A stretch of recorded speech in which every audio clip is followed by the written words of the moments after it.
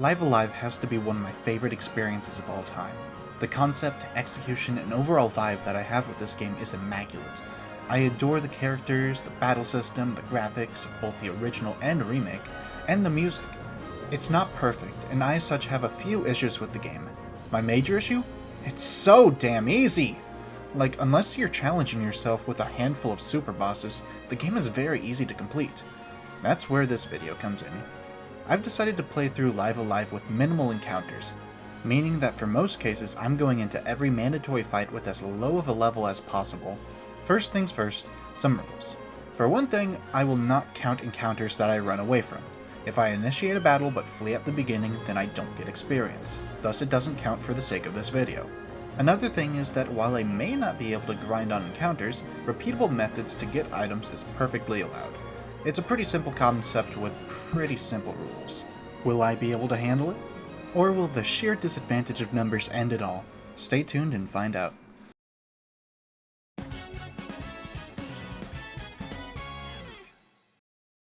Now first off, there's a glaring hole in this challenge, and that is that 3 of these chapters don't really have any sort of strategy to lower your encounters, those being the Wild West, the present day, and the distant future. The distant future only has a singular mandatory fight, that being the boss of the chapter. The only other battles you can participate in are these battles in a video game you can play, Captain Square. Seeing as how you don't even get anything for beating it in the first place, Cube's chapter is unchanged. Present Day has more than one fight, but every single fight is mandatory. That is the 6 fighters to choose from the start and the boss itself. That adds up to 8 battles. And then lastly is the Wild West, which is a tiny bit more interesting. You see, the chapter is set up as a gathering chapter, where you find supplies and use them to set traps for a gang coming in the morning. Depending on how well you do, you can defeat up to 14 enemies without needing to start a fight. Sounds great, right? Well, the problem is that none of these count as separate fights, and our only enemy is added onto the boss itself. And during the second Mad Dog fight, you are allowed to flee, which lowers our encounters by 1, but if you do this, you have to fight him after the credits anyways, so it makes no difference. So that's the first Mad Dog fight, the fight against Pike, the big fight against Odio, which I decided to fight the whole crew for the spirit of the challenge, and finally the second fight with Mad Dog, which brings our total up to 12.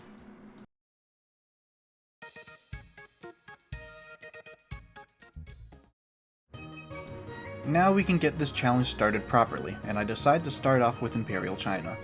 First thing you do in this chapter is find 3 students to become your possible successor. They are Lei Kugo, Hong Haka, and Yuing Jin. This will be our biggest decision when we get into the chapter proper, but I'll talk about that later. Firstly, there are 3 fights before we start the training arc. One with Lei, one with Hong, and one with these people extorting money from Yuin. Now we can actually knock off an encounter here with Hong. If you specifically say come now and then say he will see to the lad, it will just skip the fight. This changes nothing in the long run, so hey, do this your next playthrough if you want to save a few seconds. After that, we bring our students up to our dojo and fight 3 more battles with our students. And now, we make it to the big gimmick of the chapter, where you train up your students so that one may be your successor. This is 12 unskippable battles with the student you battle the most becoming your successor. For the sake of this challenge, I only gave 5 battles to the student I wanted just so that they would be the lowest level they could possibly be. So who did I choose? Yuin probably becomes the best of the 3 with proper training, gaining a wide variety of moves with great stats in almost every category. Only problem is that he starts out very weak, like level 1 weak. I figured that the effort would ultimately not be worth it on him, so I scratched him out. That leaves 2, and with Lei, well, she starts out good, has great speed and some really nice moves under her belt, but ultimately I went with Hong Haka for a few reasons. For one thing, I never use this poor guy, so he deserves to be thrown a bone. Secondly, he easily starts out the strongest of the 3, standing with great HP, physical attack, and physical defense, and at the highest level of the 3 students. Lastly, he starts out with most of his unique moves, some of them being pretty formidable. And I had my eyes out on his second move specifically, which did random fixed damage to everyone in his range. This was the only accessible move that could do fixed damage, and I figured it would be well worth it for a low-level challenge, where attacks miss easier and damage itself varied. Either way, we get through our 12 mandatory battles and we get a call to action with a local village being raided. Add another battle, these guys are as easy as last time. And make sure to talk to all the villagers afterwards, as most of them give you great items and equipment. Sadly, by the time we get back to our dojo, 2 of our students are killed by the enemy school of martial arts, leaving only our strongest Hong. After teaching him our greatest technique, we head off to an act of vengeance on our own. Here, we have a marathon of battles, but after our first one, a lot of them are pretty skippable. A bunch of the guys allow you to flee, and they aren't too hard to dodge either. It was all going smoothly until this room. Try as hard as I may, the hallway was way too skinny for me to squeeze past, and this was one of the few encounters that did not allow me to flee.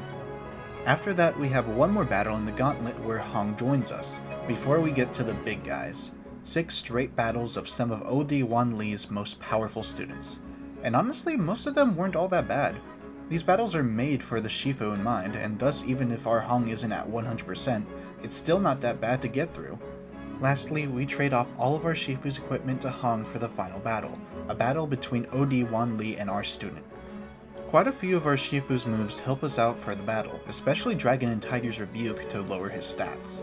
We can outlast him pretty easily so long as we stand in his blind spot a good amount. Even if he gets off a good amount of damage, we have plenty of healing items to save us, so ultimately, OD Wan Li is defeated and our successor is preserved.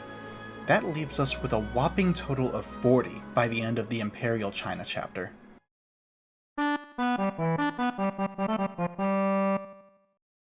Next up, let's do the Near Future chapter, which is one of my personal favorites. But for the sake of this challenge, how will it hold up? Well, after we wake up, do a singular battle, have an anime opening, and fun in our orphanage, we encounter something unique for this game, an overworld map, with fixed battles as well. We go in between locations for most of the chapter, and as it turns out, there are paths you can take to make sure that you don't get into a single encounter on the overworld. And thank goodness, because one of the gimmicks of this chapter is that your flee command is replaced with the teleport command. It pretty much works exactly the same, except you have a random chance of flubbing up and warping to one of the many locations in the chapter. This could easily set you back if you get bad luck, which thankfully I didn't for the playthrough. We go back and forth between the orphanage to eventually get to our next party member, Toroimo, which I guess is a good time to go through our party members. Akira here, the main character, sucks. Okay, sucks is harsh, and in a normal circumstance I would say he's underrated. But in a low-level run, he suffers from a lack of his greater moves and stats. He's incredibly frail and doesn't hit very hard at all. Next is Toroimo, which fares a bit better. Since he's a robot, all of his stats are already as good as they could get aside from his HP, accuracy, and evasion, which you upgrade with random droppable items. As we are going for as little encounters as possible, we can't really grind for those, but that's okay because the other gimmick of robot characters comes from equipment. You're able to equip certain accessories to Toroimo to give him additional moves. The one that I found the most useful being the Showa Chick Launcher, great damage with the chance of petrification. Lastly, we got the star of the show with Matsu, or Lawless, or Matsui, or Kenichi, whatever, he has a lot of names. He's great for one reason and one reason only, and that is his Fists of Rage. Good range for an up-close fighter, hits multiple times, and hits like a truck. He's the backbone of this party, that's for sure. And while he's a little in and out, he's pretty much here for all of the relevant fights. And lastly, I made sure to get outfitted with as much good stuff as I possibly could, like doing this Taiyaki side quest to give food to your fellow orphans for good items, and giving Dr. Tobe here items to craft. It gets tedious since he doesn't always succeed, and he gives some really good gear for the party as well as some of the best healing items in the game. With all that said, we can get through the encounters here. There is the one at the very beginning which I mentioned before, with the next mandatory fight being a carbon copy of it, but at the docks. Well, no, I lied, there's a fight in between with these easy-as-hell thugs, but they're really nothing to write home about. So long as we have Matsu and Toroimo, these guys aren't too bad. Surprisingly enough, most of the encounters in the headquarters were fleeable, even ones that were static in front of doorways. Oh yeah, I couldn't get any of the neat stuff behind this guy on the east side of the building because he doesn't move at all, and running away and using his iframes doesn't help at all either. Sadly, we do have to fight his brother who guards the actual way to plot, making that 4 encounters. And then we have this fight, which can be a bit dangerous if you don't know what you're doing. You can get Matsu before this, but I just kind of didn't, I guess. Either way, the fight isn't that bad, and we get Matsu for the last little stretch here. We're able to avoid every enemy in this hallway except for another guy blocking a plot important door. Get the password and move into what is pretty much the boss of the chapter, LH Combat Unit W1. This guy on a casual playthrough is bad enough as it is. And since I'm not doing the cheese strat to kill him in one shot, I'm in for a world of pain. First of all, I tried to get in as much damage as I possibly can with Toroimo and Matsu, but Matsu has a bit of trouble actually landing his attacks thanks to his low level. I fumble around a bit too much and get Matsu killed, and Toroimo right afterwards. It seemed like a dead game, yeah? Akira here can't possibly win this all by himself.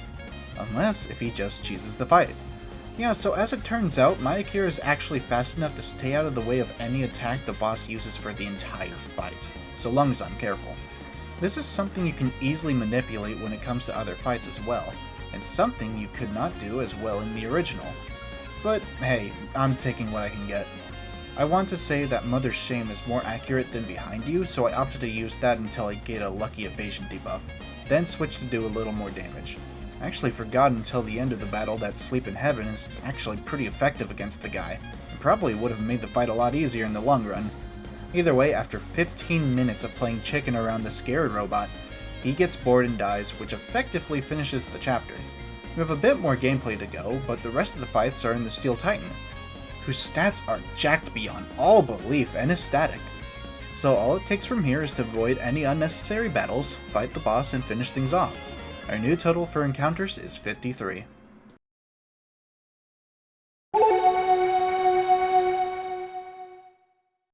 Next, let's go with the Edo Japan chapter, which actually plays a lot like a usual pacifist playthrough. Avoiding a bunch of fights is already one of the main gimmicks of the chapter, but it's not all sunshine and rainbows. It's all simple until you get to this mechanical dude. Even with the best equipment that you can get at this point, only 2 shots will take us down. Why? Because we cannot get any experience before this fight.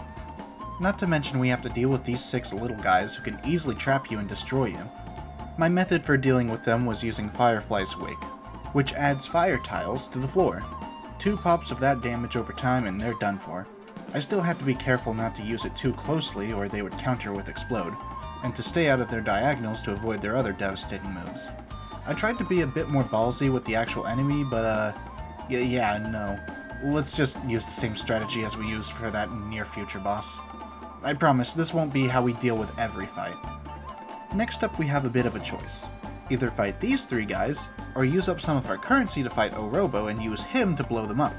We walk away with the same amount of encounters either way, and while fighting these 3 guys give more experience and saves our currency for a move we couldn't get otherwise, I chose to go along with Orobo. Why? I just felt like going full pacifist. Is it a bad move? I don't know. Either way, right after that, we get our 3rd battle with this undead samurai guy, and he's a little tricky. I tried to utilize some more fire tile play, but he's immune. Ultimately, my strategy was just to utilize Crossflare and our newly added party member's Warning Shot to whittle him down until he died. Next is this undead ghost girl who was pretty easy all things considered. She was weak to Water Spout and Water Tiles, so I just utilized that while Ryoma did his thing. Next was Ode-Io, who was piss easy. I just sort of wailed on him until he went down. And then right after that was the boss of the chapter, Gamma Heavy. He's usually not that bad in a casual playthrough, but here? Still not that bad. He's susceptible to being disoriented and he's weak to Warning Shot, so take a guess at my strategy. It didn't always work, and he got some pot shots in at Oboromaru, who was tanking hits. He even went down at one point, but the boss was unable to finish the job thanks to Ryoma. It was just a matter of waiting for enough fire tiles and Warning Shots to end him. And thus we're done with the Edo Japan chapter, with a total of 59 encounters and a pacifist ending achieved.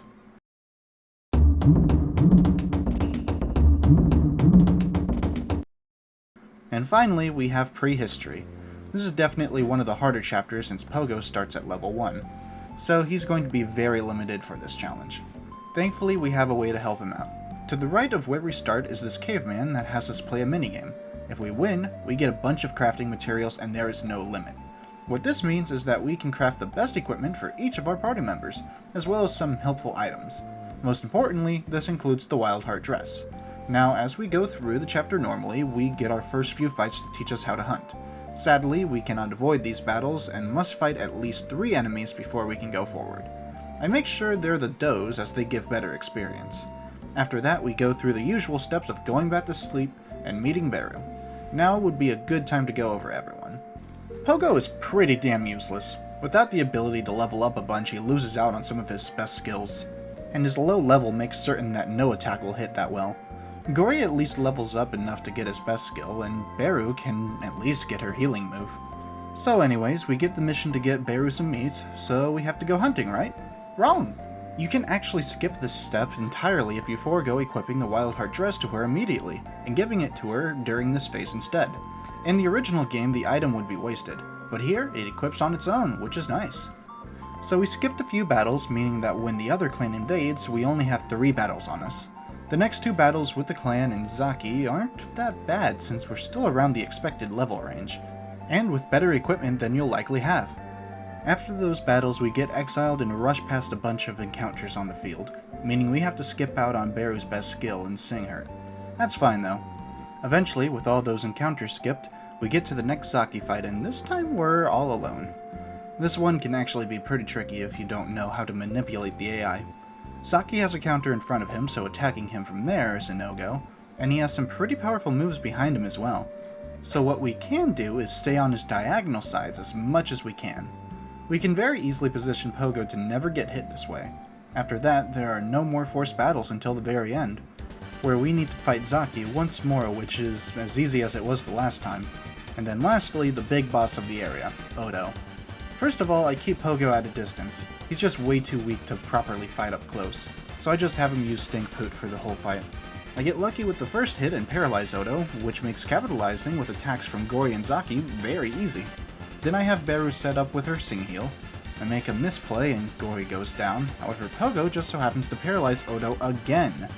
This lets me capitalize once more with Zaki, who I thought was going to be the carry, but I severely underestimated the power of Beru's Wildheart Sac, because that thing lets her hit for massive damage despite her only being level 2.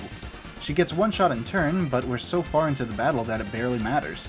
With a few more shots from Pogo and Zaki, we take down Odo.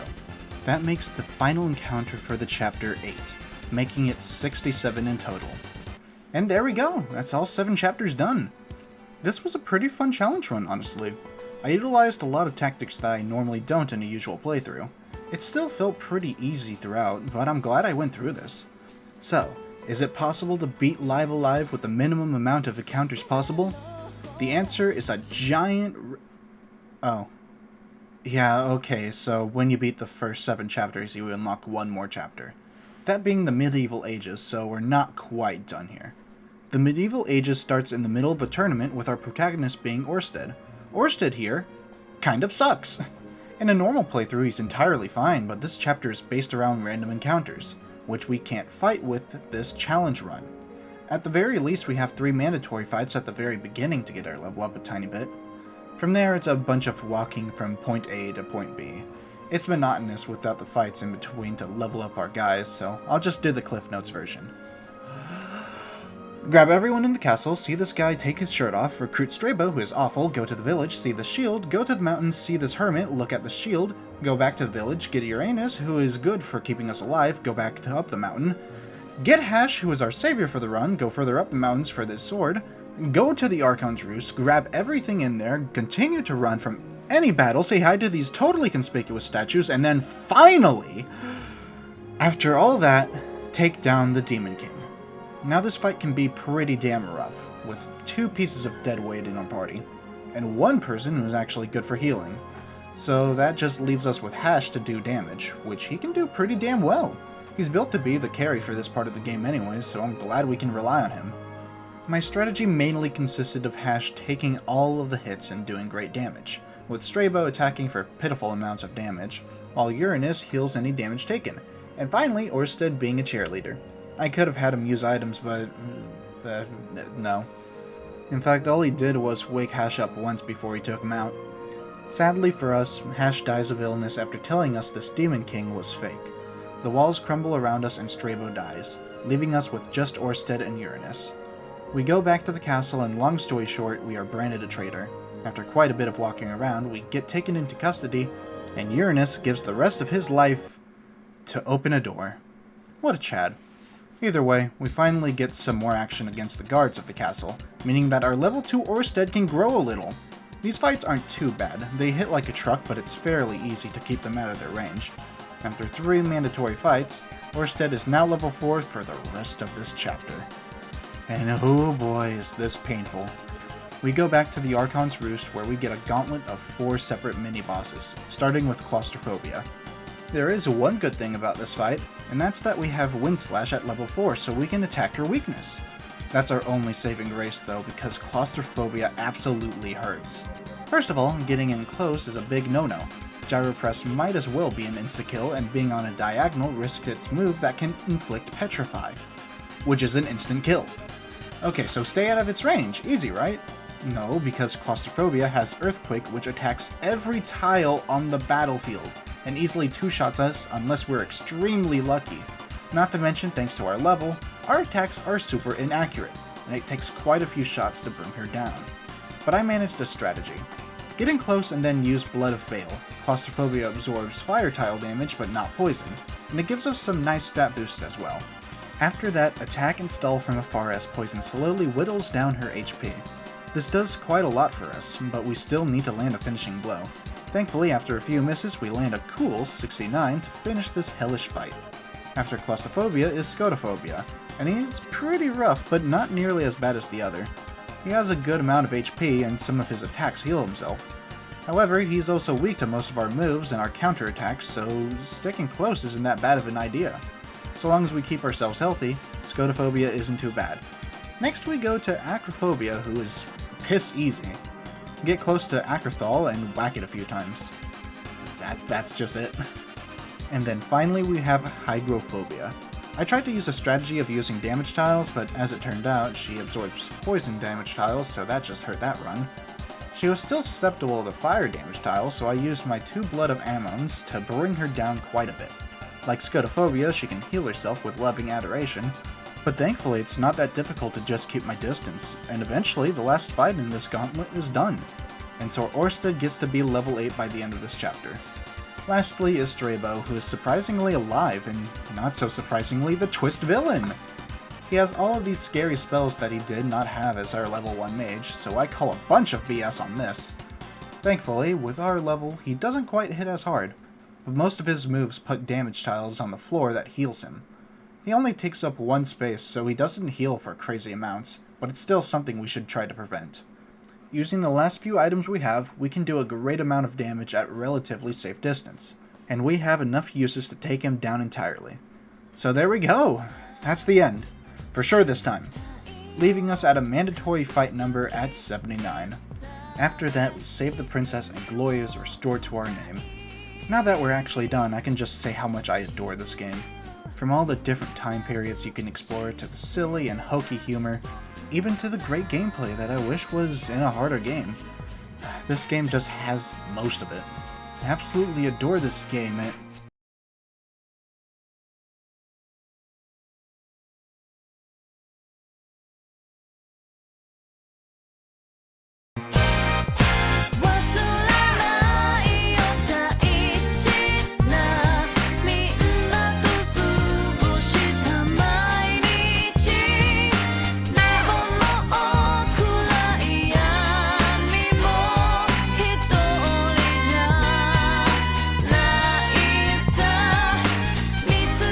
Okay, so the princess does that.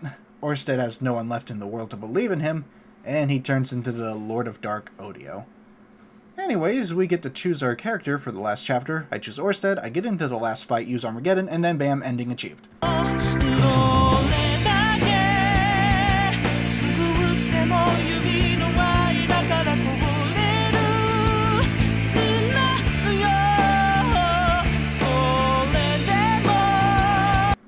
Okay, fine, I'll stop with that joke. Though technically, you can get a full ending with 7 more encounters if you do choose Odio. But for 1, that's pretty anticlimactic, and 2, that's not technically the lowest amount of encounters we can get. So let's just get right into the final chapter, where most of the interesting stuff here is planning. First of all, I'm getting the best ending, so I have to get all 7 characters in the party at least once. Some of these guys have fights dedicated to them, so our main character has to be one of the following. Boromaru, as he has a mandatory fight to get him, Masaru, as he has a fight dedicated to him as well, Cube, who doesn't have a fight to him, but using him allows you to skip the fight with Masaru, and finally Pogo, who has a mandatory fight no matter what. The real reason why I chose Hong Haka as opposed to Lei is also because Lei is a mandatory fight, while Hong you just need to feed him to get him in your party. You can fight Akira, but choosing the right options lets you skip it, and then finally Sundown doesn't fight you no matter what. So, who did I choose as my main character? Well, if you played the game before, the answer might be obvious. Boromaru! To be fair, I didn't know about that little tidbit about Cube skipping Masaru's fight until after I did the challenge, and I just thought Boromaru would be funny. Oh, and since we did a full pacifist route in the Edo Japan chapter, he gets his second best sword. It doesn't mean much for him, but it's something. Especially since he can't access his ultimate weapon without defeating enemies for drops, which is not allowed for this run. While this made the fights with Masaru and Pogo a little challenging, it was nothing bad. Now, who's going in our final party? Well, two choices are very obvious, Cube and Sundown. Sundown starts at the highest level of any party member for the final chapter, and Cube is pretty much operating at full capacity. Not to mention their ultimate weapons are easy enough to get. So who's getting in our fourth slot? You are allowed to get Pogo's ultimate weapon without any additional chapters, so him? Well, absolutely not. I got his weapon anyways, but his level is so damn low that he's not going to contribute anything. Akira? He can also get his ultimate weapon without additional fights, and he has some nice moves at this point that can cause status inflictions, but I figured he wouldn't be able to survive much, so I booted him out too. That leaves Masaru and Hong Haka. Hong Haka can also use his ultimate weapon without any encounters if you're safe, and his bulk and fixed damage meant he would be handy no matter what. But I ultimately decided against it. I figured he would be more handy on the backlines, so I went with Masaru, our item spammer. He couldn't get his ultimate weapon, but at base he has some nice stats, so he isn't that bad. As long as we have Cube and Sundown, we should be fine. At this point, it was just a matter of routing to be as efficient as possible, getting items and weapons and all that because this chapter has a running mechanic. You run 100 times, you get pitted against a hard boss. And since that's another encounter we can avoid, we have to stay under that running condition if we can. After everything was said and done, I think it was only 60 or so encounters I ran from. We had plenty of time to spare. Now it was time for the final boss with Odio. First things first is that we need to get rid of the Maw of Odio as soon as we can. Getting rid of it opens up our positions by a lot, and he already does a ton of damage against our party. Cube has a move that strikes his weakness, but it's nowhere near enough, so I make Masaru use our only Parasite Sword. From there, I spam items with other characters to try to take it out as soon as I can, which then leaves the Eyes of Odio. Thankfully, without the Maw around, we can stay out of the way of the truly dangerous attacks, especially Shadow of Despair, as it's very likely to one-shot most of our guys, and the electric tile damage will most likely finish them off because I can't heal them back up. The eyes aren't too bad with super effective damage with Boromaru and Cube, which then leaves us to Purity of Odio. This guy is scary. There aren't a lot of safe spots, his actions come up quick, and most of his attacks hit like a truck. When I was originally playing the challenge run, I figured this was the wall. I didn't think it was possible to get past this. However, in my original testing, I realized that Purity of Odio can be inflicted with status ailments. He's not immune to everything. I learned that he can be confused as well, which makes him move. Normally he doesn't move at all, but the status affliction changes his AI a bit. This was unreliable on its own, so I tried using something else to see what would work, and lo and behold, Sundown's Hollow Point moves Purity of Odio. This was exactly what I needed. Getting Odio into a corner means he doesn't move, and we can easily stay out of the way of his most damaging attacks. At this point, the only move that can hit us is Denial, which likely killed Boromaru and Sundown in one shot, but we can very easily heal right afterwards with Cube so the challenge is trivialized. From here, I just had Masaru use the Fertility Charm to keep our health and stats up, while everyone else whirled on him. After a 30-minute fight, we're done. Now here we can finish off Orsted to get an ending, and if we want the lowest amount of encounters possible, we can do that. I showed it off here as a jest, but I kind of saved over the save I used right before finishing him off, so I have to fight Odio again. Yay. Okay, this time we spare him and leave. This leads into a boss rush with every character. Most of these are piss easy, except for Pogo. Pogo still suffers from being so low levels, so I have to utilize items a lot to just make it through. After the boss rush, we have the one true final boss, which on a casual playthrough is much easier than Purity of Odio. And I would say it's not that different here. The worst part about the fight is having 3 fast enemies on the field, making damage devastating.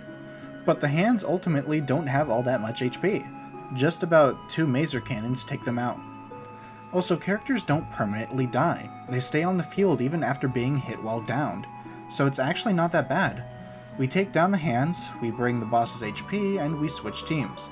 I kept Hung out of the final party so that he could carry this phase, but just a few items takes him out pretty easily anyways. Everyone gets in their last shots, and we're finally done. Except not really! Okay, I should give the final stats because we are technically done.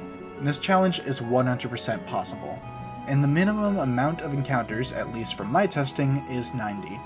But as I said, we're not quite done yet because I also want to do the super bosses with minimum encounters. So let's start with Edo Japan. Edo Japan has 2 super bosses, and I'm not going to sugarcoat things, these are piss easy. What I did was do the minimum amount of encounters to get to the boss of the chapter, and honestly, I probably didn't even need to do that. Remember way back near the beginning of the video where there were 2 paths to take on this chapter, and I chose the pacifist route? Well, you can forego the pacifism and gain a little more experience, as well as keep your Koban to learn a move called Deepest Dark from this pot. This is a move that does a lot of damage with a chance to petrify, which is an instant kill. Are either of these super bosses immune? Nope! That's right, all we have to do to deal with King Iwama and Majin Ryonosuke is keep on trying until we eventually one-shot them. That leaves the super bosses in the final chapter, who are pretty easy in a normal playthrough anyways. Aposophilo is the easiest, as he's how you get into Masaru's trial. Cube does a good amount of damage to them, and they're pretty much unkillable. Then we have Lucretius, who isn't too bad either. He does a lot of damage, but Cube heals all of that by himself. So I just have him and Masaru tank the fish, while everyone wails on him. Eventually he goes bye-bye. Yurikos does a lot of damage, but he's also really susceptible to Cube's attacks, so he is taken down pretty darn easily. Now Jaggedy Jag is actually pretty rough if you don't know what you're doing. 4 enemies and they do a lot of damage. How do we deal with this? Just put Cube in the middle of your party. Yeah, you counter most of their attacks, so just doing that will make it simple to keep your party alive. Spool Up from the enemy could get in the way of that, as that repositions whoever it hits, but it's not too bad to just get back into your defensive position. Next up is Headhunter, and he does a ton of damage, but he also only hits 1 person, and every time he attacks, he debuffs himself. As we have Cube, it's easy to beat him through attrition. And then there's Death Prophet. Attack him from behind. Instant kill. So wait, if these guys were so easy, why did I even bother going through them for the challenge? Because of this goddamn Mammoth. The Mammoth King took me 2 hours to beat. Why? Well, let me go down the list. 1. He hits pretty damn hard with no way of cheesing him like insta-kills or having Cube in the party. Speaking of, 2. The party! Pogo sucks so bad in this challenge, and Gory has decent stats and some utility, but it's not enough to make this less painful. 3. Great Fire Boom and Mount Big Boom. I hate these moves so goddamn much. What do? Oh, you know, nearly insta-kill my party and set fire tiles on the floor, which heals the Mammoth King for ludicrous amounts of HP. We have ways of dealing with the tiles with items and Gory's best move, but tile damage is so damn finicky that it's likely to activate as soon as it's placed. For Great Fire Boom, he'll do it randomly if you're close to him, and considering how fast he is, it's only a matter of time until he uses it. And Mount Big Boom he can use anywhere, and it hits everyone. Trying to use my own tile moves is ineffective when he moves around all the time and his tiles are everywhere. The only saving grace is that Mount Big Boom has a charge, so we can interrupt that easily, right? No. Pogo is level 3 and Gory is level 5. Their accuracy is nowhere near enough to interrupt the Mammoth King reliably. So what does this mean? It's a giant luck fest. Try to use Sleep Trick to make the enemy go to sleep, then use Pogo's other move to try to paralyze or poison. And use Gory's best move at every corner to keep some amount of damage going. If the enemy is paralyzed, good! I can go for those moves again because I have nothing else worthwhile. Going for Gory's Scare Face might seem nice for the evasion debuff, but the move itself is so inaccurate and the debuff isn't even guaranteed. What I'm saying right now cannot even begin to describe the pain I felt through this fight, doing everything I could to make a run salvageable when RNG just doesn't like me that day. Eventually, all of the stars aligned and I managed to beat him. And there we are. We're now officially done. I adore Live Alive. It's one of my favorite games of all time, and going through this challenge run taught me more about the game than I thought I ever would know. And it was pretty fun. It still wasn't all that hard outside of a few selective battles, and ultimately I did wish it would have been a bit more difficult. You know, outside of just being plain bullshit on the part of the Mammoth King. At the very least, this gave me a newfound respect for the game. Now, this isn't actually the first time I did this challenge. I had this video planned out a year ago, where I did everything outside of the super bosses. I had the script ready, I had the footage to make the whole thing, but my own idiocy caused me to lose them both. It demotivated me for quite a bit. And I wouldn't say that's the reason I was on a 1-year hiatus, because this happened months after I just lost a bunch of motivation to continue onwards. So I'm glad to be back to making videos. Heck, even that Star Fox video popped off quite a bit, at least for my standards. And I just want to say that it makes me so happy to see. I'm glad I'm finally getting this video out and getting into the groove of things once more. This is Lord Machi saying, thanks. I really mean it.